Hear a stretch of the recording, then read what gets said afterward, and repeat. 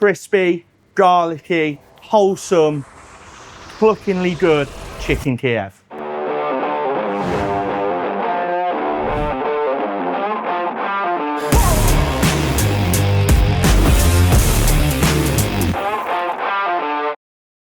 I've not been to the supermarket this week because I'd have ate all these before we even got to shoot a video.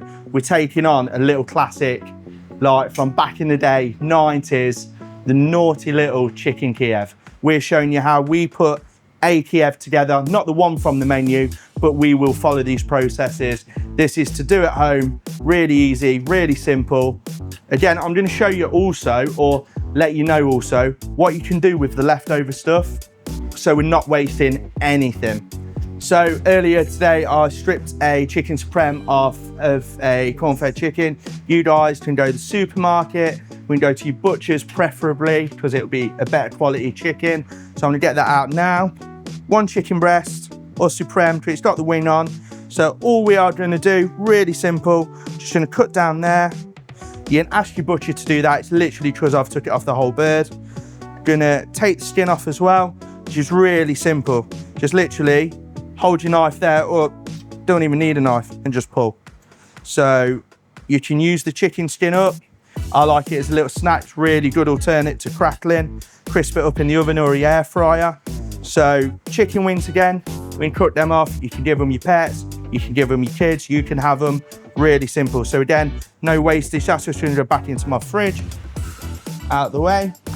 Chicken breast. This is a lovely corn-fed chicken breast that we get in.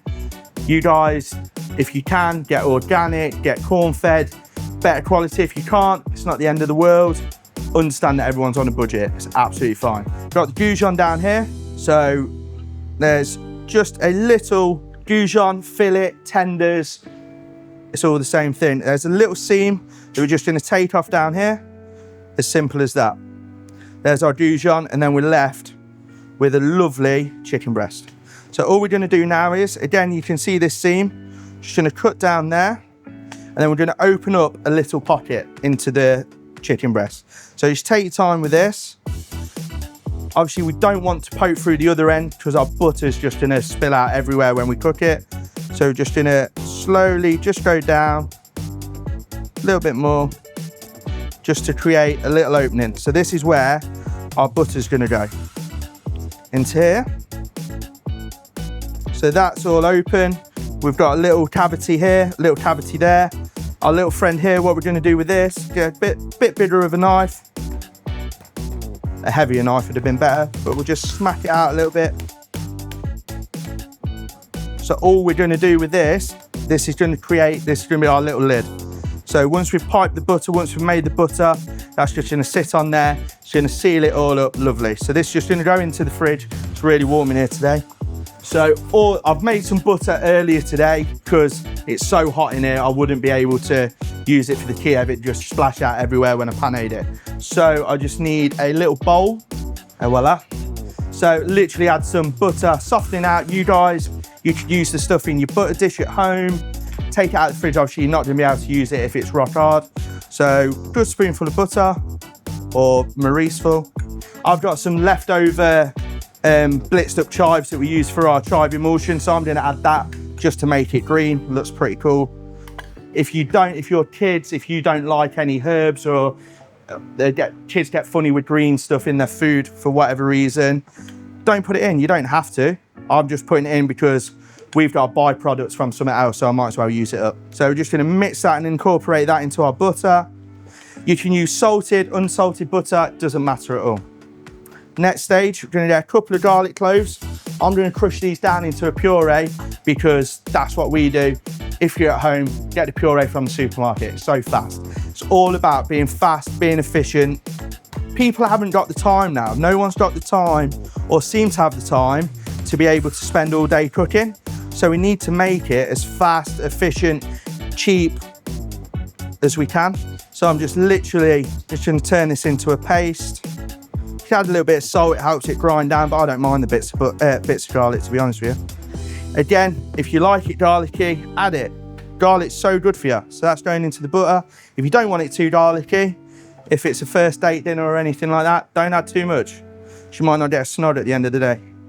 that is a little bit too warm for what we want. So I've got some that's set up a little bit better.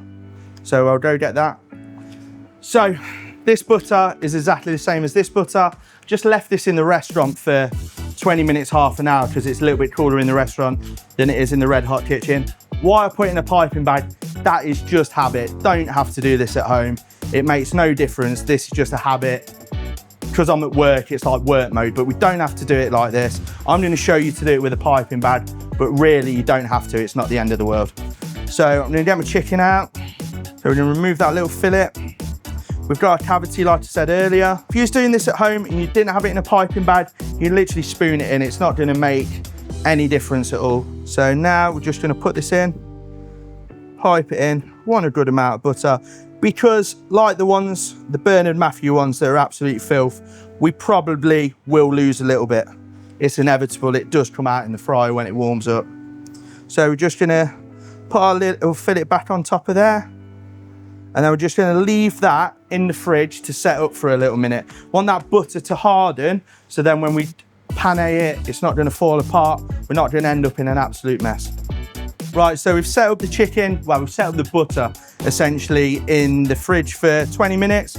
Just gonna pan now. We're gonna actually double pan, and that's just gonna give it a really good coat. It's gonna reduce the risk of that butter seeping out when it reaches 60, 70 degrees when we cook it. So simply some eggs beaten up, and this is panko, Japanese breadcrumb. Normal breadcrumbs are absolutely fine. You might be thinking also, what am I gonna do with all this waste? Because there's quite a lot of egg there, there's quite a lot of breadcrumbs there. So all we do in the restaurant, so to pan anyway, we're gonna just dip that chicken in there, drain off any excess egg, keep this hand gammy, because if you mix it up, you end up looking like a monster out of the 70s. Just gonna pat that down, make sure that breadcrumb sticks. We are gonna lose a bit of the breadcrumb when we go back into the egg. So, shake that off again. Nice double coating. Notice how I've changed hand again. This one's relatively clean. This one's gammy as anything. So shake that breadcrumb again. Drip it off. Back into the breadcrumb. Give it a little shake. We don't even really need to touch it. And just push that over the top. Give it a little pat down.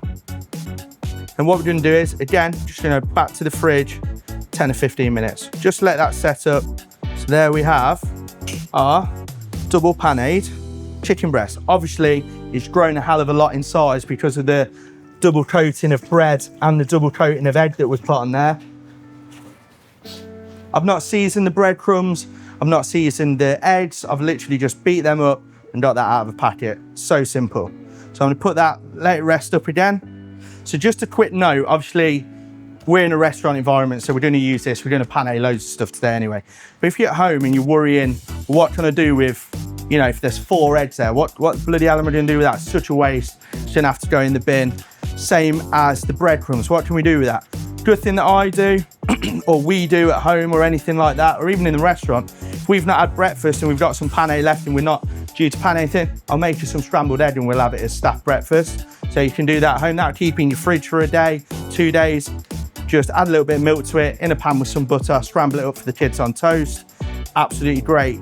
Also, you could strain it off. It's only had a bit of bread in it. You can strain that off, measure it out. It is whole egg, so you can measure that out, add it to your Yorkie mix if you're making Yorkie batter on a Sunday. It's absolutely fine, just saves wasting any of it. Breadcrumbs. So obviously if you're panning again or you're due to make any more, you can freeze these down, they'll freeze absolutely fine. You could use them again. So that's a good way if you've got room in the freezer. If you've not got too many left also, if you're making a pasta, or instead of using spaghetti bolognese, if you do like a rigatoni bolognese, put that in a Pyrex dish, sprinkle some cheese and some of the breadcrumbs on it, you've got a lovely pasta bake there. So you can use that way as well. So we've got our Kiev.